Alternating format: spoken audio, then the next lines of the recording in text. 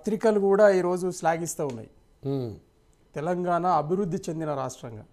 అట్లనే స్వయంగా ప్రస్తుత ప్రధానమంత్రి గారు ఎన్నోసార్లు కూడా ఎన్నో మీటింగ్లలో జనసభలలో తెలంగాణ దేశంలోనే అగ్రగామిగా నిలుస్తున్న రాష్ట్రం, గెలిచిన రాష్ట్రం అని చెప్పి శ్లాఘించారు. అట్లనే మొన్ననే సరే మన ప్రతిద్వంది అయినా కూడా తెలంగాణకు మొదటి విలన్ కాంగ్రెస్ అయితే రెండవ విలన్ చంద్రబాబు నాయుడు గారు. అయినా కూడా మొన్నటి ముఖ్యమంత్రుల సమావేశానికి విచ్చేసిన తర్వాత మరి అదే చంద్రబాబు గారి నోటి ద్వారా మరి తెలంగాణ చాలా అభివృద్ధి చెందింది, మరి హైదరాబాద్ చాలా అభివృద్ధి ఆయన నోటి ద్వారా పలికిన పలుకులవి. ఓకే. అయితే ఈ పార్టీ మార్పిడిలు, ఎమ్మెల్యేల మార్పిడి కానీ, ఎమ్మెల్సీల మార్పిడి కానీ, ఎంపీల మార్పిడి కానీ, దీన్ని కేసీఆర్ గారు కానీ బీఆర్ఎస్ పార్టీ కార్యకర్తల నాయకులను పెద్ద సీరియస్గా తీసుకోవట్లేదు. వీళ్ళు ఏదో రేవంత్ రెడ్డి గారు తనంతల తాను ఎట్లయినా మీడియాను చేతిలో ఉంది, ప్రభుత్వం చేతిలో ఉంది కాబట్టి ఏదో పిచ్చి పిచ్చి ముచ్చట్లన్నీ మీరు ఇట్లా చేయండి రవే అని చెప్పేసి ప్రొపగండ చేస్తున్నాడు తప్పిస్తే కదలిక కేసీఆర్ దగ్గర కానీ, కదలిక కార్యకర్తల దగ్గర కానీ, బీఆర్ఎస్ నాయకుల దగ్గర ఎట్టి పరిస్థితి లేదు. వై? బికాజ్ ఈ ఎమ్మెల్యేలను రమ్మన్నది లేదు, మేము పొమ్మన్నది కూడా లేదు. ఎవరి గుటికి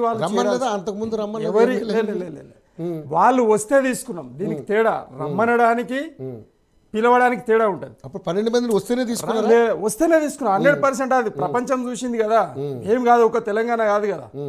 ఈరోజు ఇక్కడ ఉన్నటువంటి నాయకులు కక్షపూరితంగా తెలంగాణ ఎదుగుదలను కానీ, తెలంగాణ రావడాన్ని కానీ, తెలంగాణ పరిపాలనలో కేసీఆర్ గారి పటుత్వాన్ని కానీ ఓర్వలేక ఆ విధంగా దుమ్మెత్తి పోస్తున్నారు తప్పిస్తే దట్ ఈస్ ద ప్రాపగండ. వాళ్ళంతలో వాళ్ళు ఎమ్మెల్యేలు ఒక ఎల్పీగా రెడీ అయిపోయి ఒకే రోజున ఎల్పీలను విలీనం చేసుకోవడం జరిగింది, అది రాజ్యాంగబద్ధంగా. కానీ మరీ ఈ సీఎం గారు రేవంత్ రెడ్డి గారు జిగ్జాగ్ ముఖ్యమంత్రి రేవంత్ రెడ్డి గారు అది తెలంగాణ అంటే తెలుగుదేశం పార్టీ చంద్రబాబు నాయుడు గారి అత్యంత ప్రీతిపాత్రుడైనటువంటి శిష్యుడు. ఆయన రూపంలో వచ్చి కాంగ్రెస్ను ఆగం చేసి ఈరోజు కాంగ్రెస్ పార్టీలో తెలుగుదేశం పార్టీ నడుస్తుంది. ఇది వాస్తవం. కాబట్టి ప్రతీకారేచ్ఛ ఎవరికి ఉన్నది? చంద్రబాబు నాయుడు గారి మాట నడవనివ్వలేదు. లేదు ఆంధ్ర వారిని మరి తెలంగాణ ఆంధ్ర రాష్ట్రంగా చీల్స్తున్నాడనే కోపం ఇద్దరి మధ్యలో ఉన్నది. ఎవరికి? చంద్రబాబు నాయుడు వర్సెస్ చంద్రశేఖరరావు. ఇది మొదటి నుంచి 1999 ఎన్నికల నుండి ఉంది. 1999 ఎన్నికలలో ఇదే చంద్రశేఖరరావు గారు అయ్యా మా తెలంగాణ ప్రాంతాన్ని పట్టించుకోవట్లేదు, 600 జీవో గురించి పట్టించుకుంటలేరు, అట్లనే మరి పెద్ద మనుషుల ఒప్పందం గురించి పట్టించుకుంటలేరు, అలాగే మరి గత కాలంలో వచ్చిన తెలంగాణను పోయేటట్టు చేసినటువంటి కాంగ్రెస్ పార్టీ పట్టించుకోవట్లేదు, కనీసం మీరన్నా పట్టించుకోండి. 11 మంది ఎంపీలను పంపిస్తే కూడా తెలంగాణ ప్రజాసమితి మరి ఆ గోసను ఎవరు పట్టించుకోవట్లేరు. నేను ఒక తెలంగాణ వాదిని, తెలంగాణ బిడ్డను, నేను ఒక ఎమ్మెల్యేను తెలుగుదేశం పార్టీలో, కాబట్టి కనీసం నా మాట పట్టించుకోండి, నా ప్రాంతం యొక్క అభివృద్ధి గురించి పట్టించుకోండి అని చెప్పి ఆనాడు మేనిఫెస్టోలో తెలంగాణకు సంబంధించినటువంటి ప్రతి సమస్యను క్రోడీకరించి మేనిఫెస్టోలో పెట్టడం జరిగింది. ఓన్లీ కేసీఆర్ గారు చూపెట్టినటువంటి మార్గంలో చంద్రబాబు నడిచి ఆనాడు గెలిచిండు. 1999 ఎన్నికలలో గెలిచిండు చంద్రబాబు నాయుడు గారు. ఎవరి పుణ్యానంటే కేసీఆర్ గారి ఆలోచన పుణ్యాన గెలిచిండు. ఆ పథకాలన్నీ చంద్రశేఖరరావు గారి. అయితే అందులో భాగంగా గెలిచిన తర్వాత మాట మార్చిన చంద్రబాబు నాయుడుకు ఇద్దరికి పడరాలి. చాలామంది ఏమంటారనంటే నేను మంత్రి పదవి ఇయ్యనందుకు అలిగి ఆయన కొత్త పార్టీ పెట్టిండు అనేది అంటాడు. కానీ ఆనాడు గత కాలం నుండి జరిగినటువంటి మొత్తం తెలంగాణ ఉద్యమాన్ని క్రోడీకరించి తెలంగాణను ఎవరు పట్టించుకోవట్లేదు అనే ఆలోచనకు వచ్చిన తర్వాత ఎన్నికలు జరిగినాయి. ఎన్నికలు జరిగిన దాన్ని మాట తప్పిన చంద్రబాబు నాయుడు మీద ఆయన కోపాన్ని పెంచుకున్న మాట వాస్తవమే. అందుకే పార్టీ బట్టి ఒక వీరుడిలాగా పోరాటాన్ని దిగిన తర్వాత మళ్ళీ రాజశేఖర రెడ్డి 99, 2005, 2004 మధ్యలో ఏదైతే టర్మ్ ఉందో అందులో ఎక్కడైతే ఈయన పార్టీ పెడతామని స్ప్రెడ్ అయిపోయిందో అప్పుడు రాజశేఖర రెడ్డి గారు ఎంటర్ అయ్యి కాంగ్రెస్ ఎమ్మెల్యేలను సోనియమ్మ దగ్గర తీసుకుపోయి రాష్ట్రపతి తీసుకుపోయి ఈ ప్రాంతానికి రాష్ట్రం కావాలని చెప్పించుండు. ఎందుకు? తెలంగాణ ప్రజల ఆలోచన విధానాన్ని మార్చడానికి, కాంగ్రెస్ వైపు మళ్ళడానికి. ఆ సందర్భంలో బ్యాక్ ఎండ్లో చంద్రబాబు నాయుడు గారు రాజశేఖర రెడ్డి గారు ఇద్దరు ఒకటే. అంటే ఇక్కడ ఉద్యమ పార్టీ నెలకొనొద్దు, నెలకొంటే మన ఆంధ్రాకు సంబంధించిన నీళ్లు నిధుల నియామకాలలో మనకి ఇబ్బంది అవుతుంది. మనం ఎన్నో ఇబ్బందులు పడి మన తాతలందరూ కలిసి నాయనలందరూ కలిసి ఆంధ్రాను తెలంగాణను కలిపిరు హైదరాబాద్ స్టేట్. దాన్ని కొనసాగించాలనే ఏకైక ఉద్దేశంతో రాజశేఖర రెడ్డి గారు చంద్రబాబు నాయుడు ఒకటై బ్యాక్ ఎండ్లో ఇద్దరు కలిసి ఉండి దీన్ని నిర్వీర్యం చేయాలనే ఆలోచనతో ఉన్న క్రమంలో మరి ఆనాడు గడ్డిపూసలు లాంటి నాయకులను పట్టుకొని కేసీఆర్ గారు ధైర్యంతో 2001లో టీఆర్ఎస్ పార్టీ పెట్టిన తర్వాత మొట్టమొదటి పోరాటం చంద్రబాబు నాయుడు గారితో చేసిండు. మళ్ళీ రెండవ పోరాటం రాజశేఖర రెడ్డి గారితో చేసిండు. మళ్ళీ అదే సందర్భంలో 10 సంవత్సరాలు మరి కేంద్రంలో కాంగ్రెస్ పార్టీ మరి యూపీఏ గవర్నమెంట్లో మరి సోనియమ్మతో మరి పోరాటం చేసిర్రు.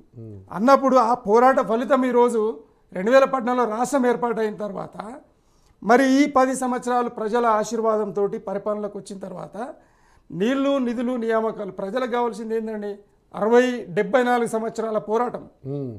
74 సంవత్సరాల పోరాటంలో కూడు గూడు గుడ్డ తెలంగాణ ప్రజలకు కావాల్సింది. ఎందుకనంటే ఇక్కడ విద్య లేదు, నిజాం స్టేట్లో విద్య లేదు. కానీ అక్కడ మద్రాస్ ప్రెసిడెన్సీలో విద్య ఉంది. అక్కడ తెలివున్న నాయకులు, అక్కడ స్వీటెస్ట్ పర్సనాలిటీస్, ప్రజలందరూ స్వీటెస్ట్ పర్సనాలిటీ. కానీ నాయకులు చాలా మరి ముందు వరుసలో ఉన్నటువంటి నాయకులు. ఇక్కడ నాయకులు మరి విద్య లేనందుకు గాను వెనుకబడినటువంటి నాయకులు. కాబట్టి ఏదైతే మరి కింది వీధి వ్యవస్థ ఉన్నదో దాన్ని సరిచేయడానికి ఒక్కడిగా బయలుదేరిన కేసీఆర్ గారు ఈరోజు రాష్ట్రాన్ని తెచ్చి మరి 10 సంవత్సరాలు పరిపాలించి 2 దఫాలుగా ప్రజల మన ఉంది. ఈరోజు నీళ్లు నిధులు నియామకాలను ప్రజలకు ఎట్లా అందియాలనే ఉద్దేశంతో నీటి ప్రాజెక్టులు, బ్రహ్మాండమైనటువంటి నీటి ప్రాజెక్టులు చూసాం, ఏ విధంగా ఉన్నాయో కూడా మనం చూసాం. కానీ ఆల్రెడీ మనం చూసాం, విజువల్స్ లో చూపించారు, అవన్నీ మనం చూసాం. మనం దగ్గరికి వెళ్ళి అంటే మేడిగడ్డ కోలేదని మీ ఉద్దేశం? లేదు, ఒకటి కుంగితే దాన్ని మొత్తం అసలు బ్యారేజే అసలు మునిగిపోతుంది అన్నంత సినిమా చూపెట్టారు. సార్ ఇప్పుడు అన్ని పిల్లర్లు ఒక పిల్లర్ ఒక్క పిల్లర్ అని అంటున్నారు.